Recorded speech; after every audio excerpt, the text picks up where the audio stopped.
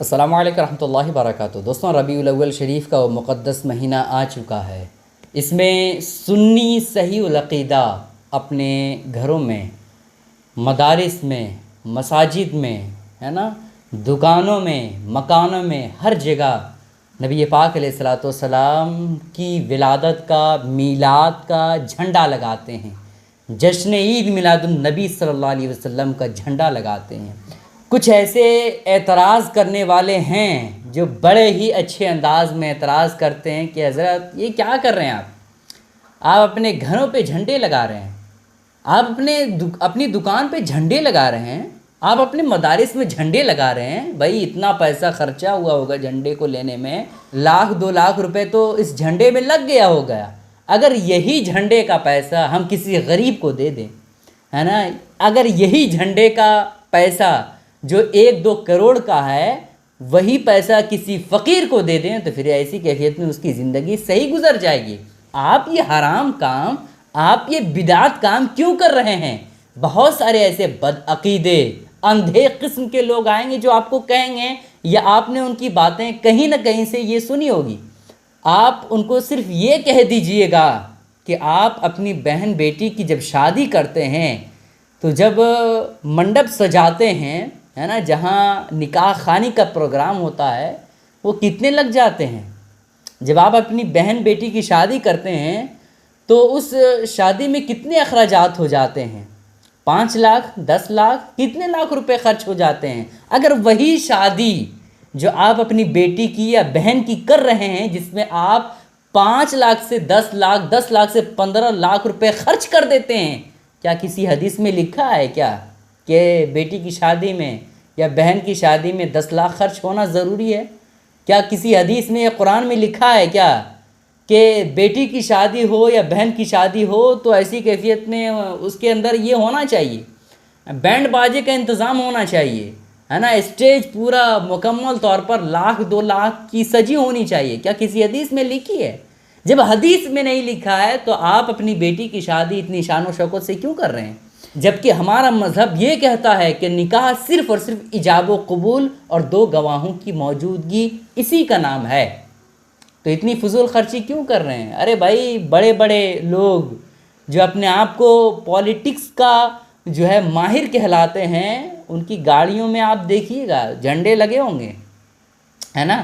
بھائی لگائیے، کوئی غلط بات نہیں ہے، ہم بھی لگاتے ہیں، ہندوستان کا جھنڈا ہم بھی لگاتے ہیں، اپنے گھروں پہ لگاتے ہیں، گاڑیوں پہ لگاتے ہیں، لگائیے اب بھی۔ لیکن اس وقت انہیں سمجھ میں نہیں آتا ہے کہ بھائی یہ تو حدیث میں تو لکھا ہی نہیں ہے، یہ تو قرآن میں لکھا ہی نہیں ہے کہ جھنڈے لگانا چاہیے یا نہیں، ہے نا۔ اس وقت خیال نہیں آتا، اس وقت یہ خیال آتا ہے کہ بھائی ہم تو نیتا ہیں۔ ڈاکٹر فیض احمد چشتی نے بہت ہی اچھی بات کہی ہے، آپ بغور سماعت کریں، اس کے بعد میں آپ کے سامنے قرآن مقدس کے حوالے سے بتانے والا ہوں کہ جشن عید میلاد النبی منانا صحیح ہے یا غلط ہے، ٹھیک ہے۔ ڈاکٹر فیض احمد نے کہا ہے، تو اپنی اولاد کی ولادت پر خوش تھا، تو اپنی اولاد کی ولادت پر خوش تھا، لیکن اپنے نبی کی ولادت پر خوش نہیں، آخر ایسا کیوں؟ ہے نا، آگے انہوں نے لکھا ہے، تو نے اولاد کی خوشی میں دعوتیں کی، لیکن نبی کی ولادت کی خوشی میں دعوت کو بدعت کہتا ہے، آخر ایسا کیوں؟ تو نے اولاد کی شادی پر گھر سجایا، لیکن جشن عید میلاد النبی صلی اللہ علیہ وسلم پر سجانے کو بدعت کہا، آخر ایسا کیوں؟ ہے نا، تو نے ہر خوشی بغیر دلیل کے مان لی، لیکن جشن ولادت کی دلیل کو بھی جھٹلایا، آخر ایسا کیوں؟ کیا دعوت فکر دی ہے ڈاکٹر فیض احمد نے، یہ سوچنے والی بات ہے نا۔ بہت سارے یوٹیوبر جب 15 اگست آیا تھا نا تو بڑی بڑی جھنڈی لے کر کے، ہے نا، اپنے چھتوں پہ گاڑ کر کے یہ اعلان کر رہے تھے کہ بھائی اپنے ملک سے محبت کرنا چاہیے، اپنے ملک کی محبت کی خاطر جھنڈے تو لگانا ہی چاہیے، لیکن جس کی خاطر پوری کائنات بنی، اب اس کی زبان خاموش ہے، گونگی بنی ہوئی ہے اس کی زبان، ہے نا۔ وہ ابھی یہ نہیں کہیں گے کہ بھائی جس کی خاطر پوری کائنات وجود میں آئی، اس کے لیے تو ہم اس کی محبت کی خاطر ایک جھنڈے تو لگا ہی سکتے، اب یہ نہیں کہیں گے۔ بہت سارے یوٹیوبر ہیں ایسے جو بیوقوف لوگوں کو بناتے ہیں نا۔ اللہ رب العزت نے قرآن مقدس میں کیا فرمایا ہے اس کو آپ سنیے۔ اللہ رب العزت نے قرآن مقدس میں ارشاد فرمایا وَأَمَّا بِنِعْمَةِ رَبِّكَ فَحَدِّثْ، جس کا مطلب ہوتا ہے کہ تم اپنے رب کی نعمتوں کا خوب خوب چرچا کرو، خوب خوب ذکر کرو۔ اللہ کی نعمت ہمیں اللہ رب العزت نے زبان دیا ہے، ہاتھ دیا ہے، کان دیا ہے، آنکھیں دی ہے، یہ رب کی نعمت ہے۔